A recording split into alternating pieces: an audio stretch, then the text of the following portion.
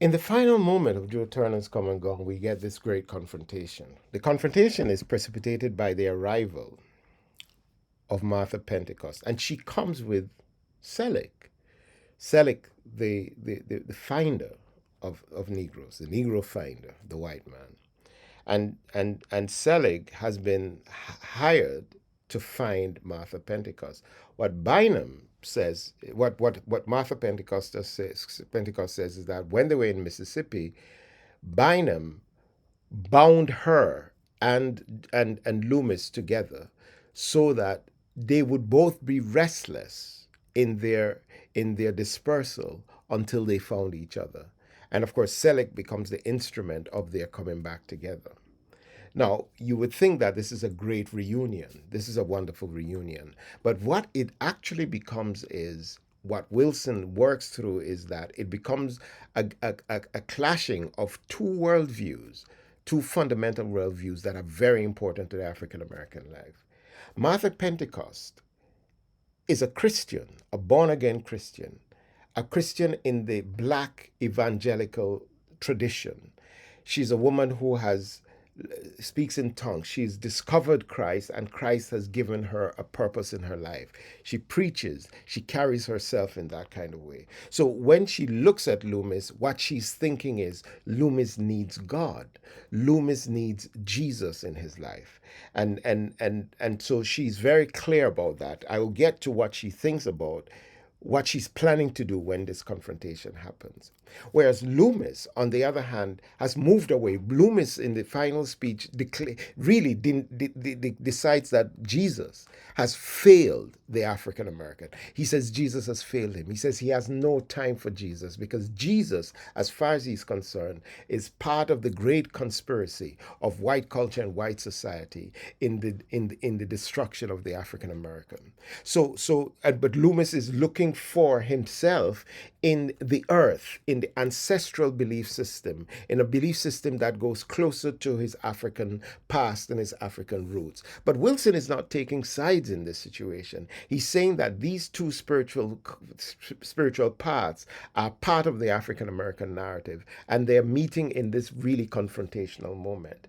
And in the midst of it is the daughter, what is going to happen to this daughter? What Martha Pentecost eventually says to Loomis is that it's his turn, that she's taken the child as far as she can take the child. And now he, as the father, needs to take the child into adulthood. There's a sense in which Martha doesn't carry all the classic ideas of, of, of, of femininity and motherhood, but she carries the pragmatism of saying that there is a need for a father in this child's life and the importance of the father in this child's life.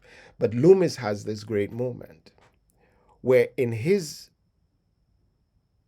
anger and his not his anger but his sort of spiritual awakening, he takes a knife and he cuts himself. And it's an inexplicable moment in the play. Critics and reviewers struggle with this question: why does he do that?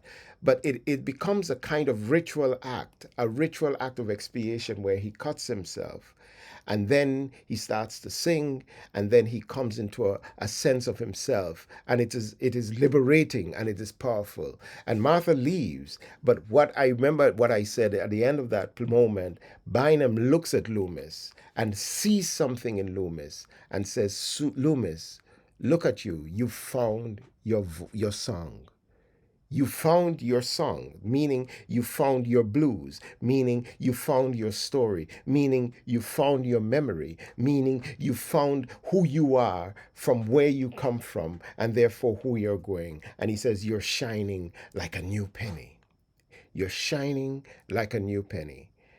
Loomis has had this revelation through all this angst and struggle and so on, through all the rituals that have gone through. And in a sense, Bynum's anointing and blessing through his rituals of slaughtering chickens, his rituals in the yard, doing all these kinds of things, is the elevation moment for Loomis, and one expects that is what is ahead. That is what one is going to look forward to.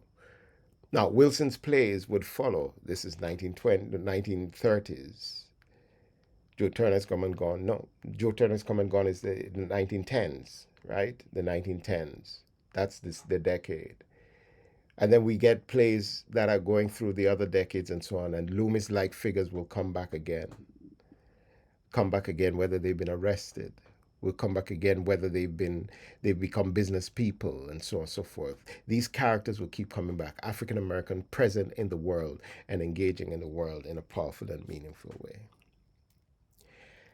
You may struggle with the play, but I think once you read the play, you begin to realize that it is very accessible because of the stories that are being told and the lives that are opened up in the work. And even in that moment, that seems very strange and very dramatically strange. There is still a sense in which Wilson takes us through a moment of, I call it sublimation and understanding and epiphany of self. But what if we understand that speech that we heard Bynum make that says we each have a song inside of us, and the quest for us is to find that song and to reconcile ourselves with that song, then we understand that this is the heart of the African American narrative, and the African American narrative as told by August Wilson. Wilson, therefore, remains for me one of the most brilliant and insightful examiners of African American life. There are challenges in Wilson's work. Sometimes there are gaps. How he deals with gender. Wilson is almost completely, except in one play, silent about issues of sexuality. In the one play is Ma Rainey's Black Bottom, where Ma Rainey is the blues singer, Ma Rainey, who is a lesbian, and explicitly so and so on. And so there's a way in which there's a kind of conservatism. Yeah, that's a terrible word to use in relation to Wilson. But it is clear that he's dealing with, at the core of it, he's dealing with how we understand the African American man and woman in the 20th century, and what are the forces that have come to shape them and to make them who they are. And yet he's created these incredible plays. An interesting piece of controversy that happened with Wilson was that Wilson was adamant that he did not support blind casting. I don't know if you know what blind casting is. Blind casting for the theater is was the expectation that when one was casting for a play, one would not cast by race. You just cast who can play it. So if you're doing Shakespeare, you don't have to have English people or white people for all the Shakespeare plots. A black person can play Othello, well, of course, but Romeo, or a black person can play Macbeth, as we see in Denzel Washington and so on and so forth doing Macbeth. In other words, that's the idea of blind casting. But Wilson was defiant. He said, when you're doing my plays, I do not want blind casting. All the characters have to be played by black characters, by black actors. And Wilson's view seemed unliberal, but what Wilson was saying is that just because of the few plays by African Americans that have African Americans in the plays that exist on Broadway, that even make it to Broadway and have success, and now you want to take the few plays that are in that position and deprive actors of the opportunity to play in them. And here's what is telling. There's not almost every single one of the great African American play actors, whether from James Earl Jones to Denzel Washington to Delroy Lindo you name them, all of them had their first productions being an August Wilson play. So Wilson was adamant about that. Viola Davis, all of them started with some character playing a character in an August Wilson play.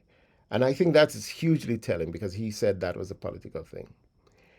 Last thing I'll say is about August Wilson is that August Wilson had a really interesting time as a child. He came from a biracial family. His mother was a white woman, Germanic woman, and his father was a black man. He didn't know his father very well. He was raised by his mother, but he also grew up black. Um, he eventually quit school because he was accused of plagiarism, because he was writing and he was accused of plagiarism. So he stopped going to school and started to go to the library and educated himself. And he became this great playwright, and he worked as a writer for the rest of his life. Wilson became a Black Panther, and was part of the Black Panther movement in the late 60s and the early 70s. When Wilson was writing plays, starting to write plays in the 70s, he was part of the Black Panther movement.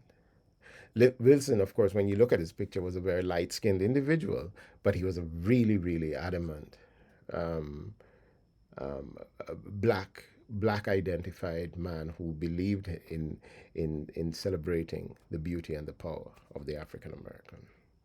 So that's the end of our lecture series, and I hope it's been useful to you. And I really encourage you, if there's no other work that you go to, I think you should make it your responsibility to read every single one of those August Wilson plays. And if not all of them, at least one. Thank you. Take care.